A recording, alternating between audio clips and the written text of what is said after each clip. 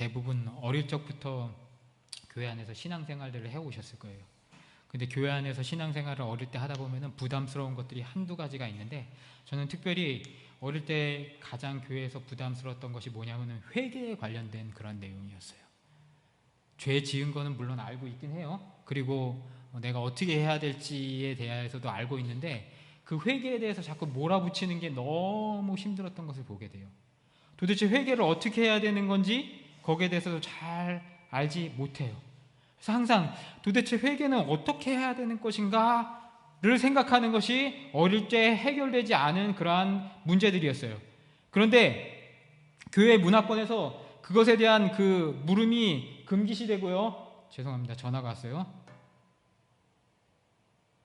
근데 교회 문화권 안에서 그것에 대한 물음이 어떻게 보면 많이 금기시 되어 있고요. 그래서 가장 최선의 방법은 뭐냐면은 그 누이 좋고 매부 좋자고 해서 회개가 뭔지 모르지만 기도하면서 뭡니까? 울부짖는 것을 선택하였던 것을 보게 돼요. 내가 기도하면서 한번 울어주면은 주변의 어른들, 주변의 부모님, 그리고 주변의 그리스도인들이 편해지고 나도 편해지는 그런 마법의 재료가 울음이 아니었던가 생각하게 됐다는 것이에요. 그래서 우리가 도대체 나는 내가 무슨 죄를 지었는지, 내가 뭘 회개했는지 모르겠다라고 이야기하는 그런 공동체 안에 있는 친구들을 보게 되면은 항상 어떻게 되면은 어떻게 해야 할지 난감한 때가 많았던 것을 보게 해요. 지금도 성도들 중에서 누군가가 내가 도대체 무슨 죄를 지었는지 모르겠어요, 내가 뭘 회개해야 되는지 모르겠어요 라는 그러한 물음을 갖고 나오게 되면은 뭐라고 얘기해 줄지 모르겠어요. 이 지옥의 갈놈이라고 얘기해야 되는지. 사실 그런 생각이 들어요. 아니, 교회에 나와서 하나님 앞에 죄를 자복하고 나와야 될 그런 부족한 인간이 뭐를 회개해야 될지, 내가 죄가 무엇인지 모른다라고 그러면 결국엔 죄악에 떨어지는 것 밖에 없지 않나? 라고 하면서 이 지옥에 떨어질 놈이 여기까지 나왔다가 그러면 안 되잖아요. 우리 목회자들은 꾹꾹 눌러놓고 뭐라고 얘기합니까? 그래, 우리 한번 더 기도를 해봅시다. 하나님이 깨달음을 주실 때까지 라고 그렇게 일보후퇴하는 그러한 답을 주는 것을 보게 돼요. 인간에게는 누구나 숨기고 포장하려고 하지만 이러한 상처들이 있어요. 회개를 해야 되는데도 불구하고 내가 죄악이 무엇인지 모르는 그러한 부분들이 있는 것을 보게 돼요. 그것이 왜 그러냐면요, 우리는 본성적으로 성악이에요. 원래부터 죄의 싹을 잉태하고 있는 사람이기 때문에 숨기려고 포장하려고 하지만 마음속 안에 죄악이 있기 때문에 그것에 대해서 어떻게 합니까? 자기 합리화를 하려고 하는 그러한 본성과 습성들이 있다라는 것이에요. 근데 그거를 누군가 파내려고 하면은 대부분 어떻게 합니까? 그것을 인정하기보다는 송곳니를 내놓고 네가 내 죄악을 파냈어? 너는 죄 없어? 하고 물으려고 한다라는 것이에요. 지율 엄마랑 많이 싸우는 것, 엄마가 싸우는 건 아니죠. 엄마는 안 싸우고 아빠랑 싸우죠. 지율이랑 엄마랑 매일 신랑이 하는 그 가장 큰 주제는 뭐냐면요, 지율이 엄마가 지율이한테 너 뭐 잘못했어? 라고 그러면 지율이가 뭐 그거는 조금 잘못한 것 같지만 그렇게 잘못한 것 같지는 않고 꼭 그렇게 이야기를 해요. 왜요? 저 아이 속에서는 그게 큰 죄악이라고 생각 안 해요. 왜요? 성악이기 때문에. 본성 속 안에 이것이 죄악이라는 것에 대해서 모르는데 후천적으로 엄마가, 아빠가 혹은 교회 안에서 혹은 성경 공부 시간에 그건 죄악이라고 얘기했기 때문에 인정하기 싫은데도 불구하고 인정해야 되는 그 딜레마가 있기 때문에 엄마한테 혼나면서까지 그건 뭐 죄 잘못한 것 같으면서도 아닌 것도 같고 똑같이 항상 이 이야기로 나오니까 결국에는 실랑이를 하게 되는 거예요. 그럼 저는 그냥 한 대 쥐어박죠. 결국 인간 안에는 악한 본성이 있는데 그것이 송곳니처럼 드러나게 된다는 것이에요. 물론 좋은 부모 안에서 그 좋은 부모의 양육에 따라 좋은 성품을 가지고 그 송곳이 현저하게 퇴화하고, 성화된 부모님의 영향으로 말하면 현저하게 퇴화하고, 그 다음에 그 송곳니가 작거나 치명적이지 않거나, 그 다음에 자신에게 위해되지 않는 상황이라면 잘 통제해서 그 송곳니를 보이지 않는 그러한 사람도 있지만, 우리 주변에는 그러한 가정만 있는 것이 아니고 여러 가지 조건으로 인하여서 불우한 가정 상황에 그러한 가족들이 있는 것을 보게 돼요. 그러한 부모들 앞에서 잘 케어받지 못하는 경우에는요, 생각외로 누군가 나의 자신의 죄악에 대해서 지적하게 되면요, 생각외로 쉽게 송곳니와 이빨을 드러내고 물어뜯는 것을 보게 돼요. 결국 가정이 깨지고 가정 안에 불화가 일어나는 것은 뭐예요? 한편이 그 송곳니를 잘 통제하지 못하기 때문에, 부부 안에 통제하지 못하기 때문에 일어난다는 것을 잘 알고 있어요. 물론 이러한 것들이 다 문제를 이야기하지는 않아요. 우리 인간이 살아가면서 성인이 되면서 사람을 사귀다 보면은 정말 나쁜 사람이 있다라고 얘기하는데 만나보면은 대부분 다 좋은 것을 보게 돼요. 뭐 저 사람 죄 지었다라고 하는데 저 사람 사기꾼이라고 그러는데 만나서 보면은 그렇게 나한테 잘할 수가 없는 것을 보게 돼요. 왜 그래요? 각자 나름대로의 삶의 체득을 한 것이에요. 어떻게 인간 가운데 살아가야 되는지. 각자 나름의 색깔이 있고 각자 나름의 악함이 있음에도 불구하고 사회 속에서 무리를 지어서 살아가려면 어쩔 수 없이 어떻게 합니까? 타인에게 무엇합니까? 내 치명적인 독립발, 독알을 숨길 수 있는 그것을 배우게 된다는 것이에요. 그래서 고대에서부터 축적된 데이터를 바탕으로 사람들의 관상을 보려고 하고요, 명리학 등을 통하여 가지고 저 사람이 어떠한 그 불완전한 요소를 뭡니까? 내포하고 있고 가지고 있고, 저 사람의 그러한 불완전한 요소로 말미암아 내가 사업상의 파트너라든지 아니면은 같이 무리를 지어서 그룹을 지어서 살아갈 때 나에게 어떤 손해를 줄지에 대하여서 사람들은 고대로부터 끊임없이 그것에 대해서 어떻게 합니까? 발견하려고 하고 데이터를 축적하려고 하였다라는 것이에요. 현대 심리학도 따지고 보면요, 상대방의 심리의 트렌드, 패턴을 읽고 더 나아가서 그거를 넘어서 군중의 심리를 예측하고 트렌드를 분석하고, 궁극적으로는 현대에 와서는, 지금에 와서는 빅데이터와 통합하여서 군중 통제까지 나아가는 것을 목표로 하는 차원에까지 이르게 되었다는 것이에요. 이런 첨단의 거리를 걷고 있는, 첨단의 길을 걷고 있는 나라가 있는데 그 나라가 어디냐면 중국 공산당이에요. 중공이에요. 아프리카의 독재자들이 중국으로부터 매력을 느끼는 것은 뭐냐면 이 사회 통제와 군중 통제와 그 다음에 군중 심리, 그 다음에 뭡니까? 빅데이터를 통한 개개인의 그 뭡니까? 자유를 통제하는 그 부분에 대해서 매력을 느껴서 아프리카가 중국 자본에 잠식될 수밖에 없는 이유가 그거라는 것이에요. 결국 그것이 현대 세계의 위협으로 떠오르게 되었고, 지금 작금의 세계가 불안정한 요소의 제1요소로 떠오르고 있다는 것이에요.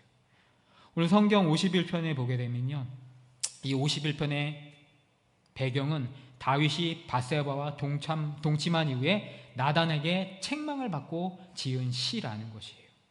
그는 1절 3절에서 자신의 죄에 대해서 하나님 앞에 인정하는 것을 보게 돼요. 51편 1절 3절을 다시 한번 읽어봅시다. 시작. 하나님이여, 주의 인자를 따라 내게 은혜를 베푸시며 주의 많은 긍휼을 따라 내 죄악을 지워주소서. 나의 죄악을 말갛게 씻으시며 나의 죄를 깨끗이 제하소서. 무릇 나는 내 죄가를 아오니 내 죄가 항상 내 앞에 있나이다. 성경에서는 죄가 내 앞에 엎드려서 나를 청구한다라고 이야기하는 것처럼, 다윗도 그 죄악이 나와 상관없는 것이 아니라 항상 나를 노리고 있고 내가 그것에 넘어갔고 내가 그것으로 말미암아 죄를 지었다라고 하나님 앞에 담담하게 울음으로써 고백하고 있는 것을 보게 돼요. 나의 죄악을 말갛게 하소서. 내 죄가를 아오니 내가 항상 내 죄 앞에 있나이다 라고 이야기해요. 우리가 항상 생각해야 될 것은 뭐냐면, 죄악의 문제를 해결하기 위한 선제 조건은요, 직시라는 것이에요. 직시. 내가 죄를 지었다라면 그것을 부인하려고 하다 보면은 결국에는 어떻게 됩니까? 다른 사람으로부터, 이곳에서는 해결함을 받을 수 있지만 또 다른 사람, 그 내가 직시하려고 하지 않고 뭡니까? 도망가려고 하는 것을, 본질을 꿰뚫은 사람에게는 또 언젠가는 뭡니까? 분쟁의 씨앗이 된다라는 것이에요. 결국에는 자신의 죄악 문제를 해결하기 위한 선제 조건은 자신의 죄를 직시해야 된다라는 것이에요. 죄를 알아도 그것을 직시할 용기가 없다라면은 결국 죄악의 해결의 문제의 코어에 절대로 접근할 수 없다라는 것에 대해서 오늘 다윗은 시편 51편 1절과 7절을 통해서 1절과 3절을 통해서 우리에게 이야기하고 있다라는 것이에요. 이 시에서 다윗의 용기는 그러므로 자신의 죄악을 직시하는 것에서부터 시작되었다는 것. 그러므로 다윗이 죄악이 많음에도 불구하고 우리가 그를 따르고 그를 흠모하고 그에 대해서 우리가 떠받들어야 할 수 있는 단 한 가지 이유는 그는 우리와 다르게 죄악을 직시하려고 했다라는 것이에요. 대부분의 범인들은요, 자신의 죄를 지적당하면요, 처음에 나오는 반응은 뭐냐면 그것을 공격으로 인지해요. 사실 죄를 지적하는 것이 아니라 자신이 알건 모르건 간에 자신의 인격체 안에 상존하는 약점들, 그 다음에 자신의 부족한 부분에 대해서 좋은 마음으로, 사랑으로 이렇게 지적을 해주는데, 너 왼손으로 밥 먹네? 너 뚱뚱하네? 너 머리가 조금 떴네? 라고 그렇게 이야기하는 것조차도 그날그날의 심경의 변화에 따라서 어떻게 합니까? 자신에 대한 공격으로 느껴질 수가 있다는 것이에요.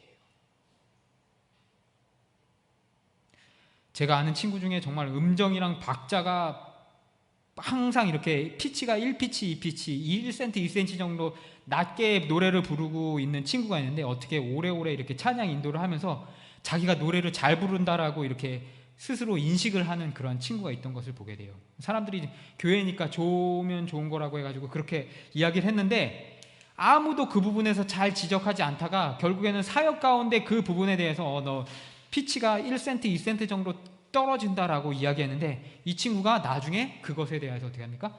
공격으로 인식을 하는 것을 보게 돼요. 결국에는 그 공동체가 그것으로 말미암아 많은 문제들이 야기되는 것을 보게 돼요. 사랑하는 마음으로 이야기를 했는데 그 사람은 어떻게 합니까? 그것을 사랑이 아니라 자신의 공격점으로 느끼게 되었다라는 것이에요. 여기 우리 전사님도 있고 저도 있고 그런데요, 목회자들이 큰 착각을 하는 것은 뭐냐면요, 대부분 다 80%, 90% 이상이 그저 그렇게 설교해요.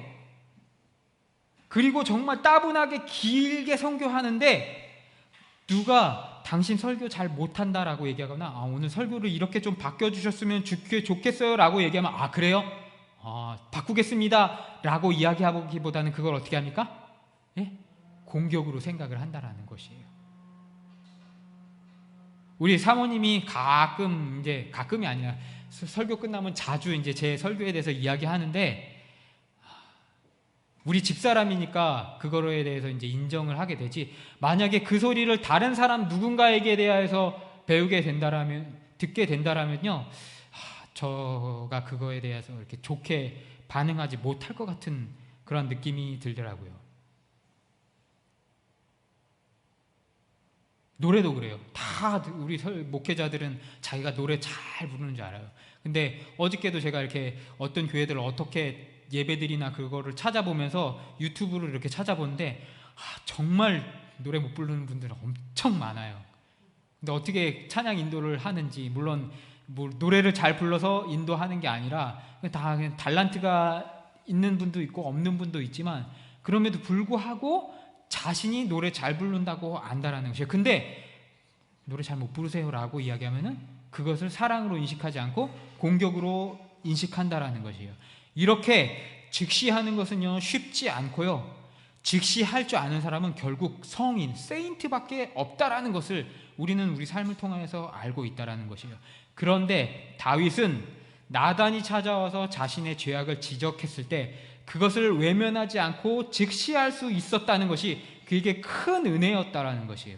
그러므로 결국 우리가 항상 기도해야 될 것은 무엇이냐면요, 죄 앞에 눈 가리고 부인하는 것보다는, 혹은 타인에게 자기의 독립발휘를 드러내고 화를 내는 것보다는 즉시하게 해달라고 부단히 기도해야 된다라는 것이에요. 즉시를 위해서 기도해야 된다라는 것이에요.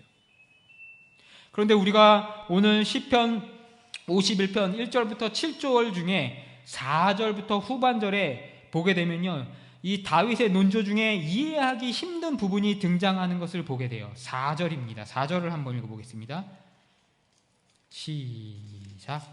내가 주께만 범죄하였으며 주의 목전에서 악을 행하였사오니 주께서 말씀하실 때에 의로우시다 하고 주께서 심판하실 때 순전하시다 하리이다. 아멘. 다윗이 뭐라고 얘기합니까? 내가 누구에게만 범죄했다고요? 주께만 범죄하였사오니 주의 목전에 악을 행하였사옵니다 라고 이야기하는 것을 보게 돼요. 내가 세상 사람들 모든 사람에게 죄를 지었습니다. 그리고 하나님께도 죄를 지었습니다 라고 이야기해야지 올바른 회개일 거라고 우리는 생각을 하는데, 다윗은 뭐라고 합니까? 뻔뻔하게 내가 세상 사람들에게 죄를 지은 것이 아니라 누구에게 죄를 지었다고요? 주께만 범죄하였습니다 라고 이야기하고 있다는 것이에요. 이곳에서 많은 해석상의 분분함들이 나타나게 돼요. 그런데 왜 다윗은 이렇게 일면 교만하게 보이는 이러한 이야기를 했을까요? 살펴보면 여기에서 깊은 은혜가 있어요. 여기에서 회개의 포인트가 있는 것을 보게 돼요. 죄의 문제는 사실 시작은 인간과의 관계에서 생겨나는 문제이지만, 사실 그 이면과 그 본질을 보게 되면은 인간과 하나님 사이의 깨짐에서 시작된 문제라는 것이에요. 결국 인간과 인간 사이에서 내가